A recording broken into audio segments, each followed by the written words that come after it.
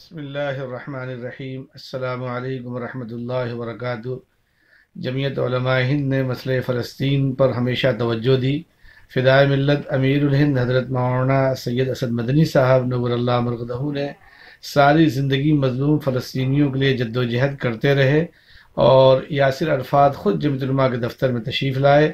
5 دسمبر کو امریکی صدر نے جب یروشلم کو اسرائیل کی راجدھانی بنانے کا اعلان کیا تو جمعیت علماء ہند میدان میں آئی۔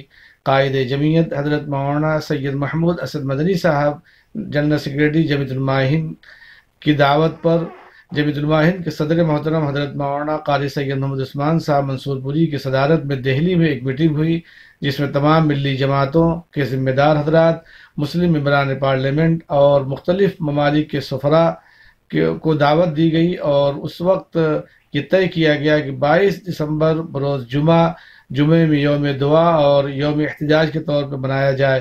الحمدللہ ہزاروں مقامات پر احتجاج اور دعا کا اہتمام کیا گیا۔ ہم شکر گزار ہیں جمعیت علماء ہند کے خدام کے کہ انہوں نے اس پرامن مظاہرے میں بڑھ چڑھ کر کے حصہ لیا، اور وہ لوگ جو مسئلہ فلسطین سے محبت کرتے ہیں، ہم ان سب کے مشکور ہیں۔ اللہ تعالیٰ انہیں جزائے خیر عطا فرمائے۔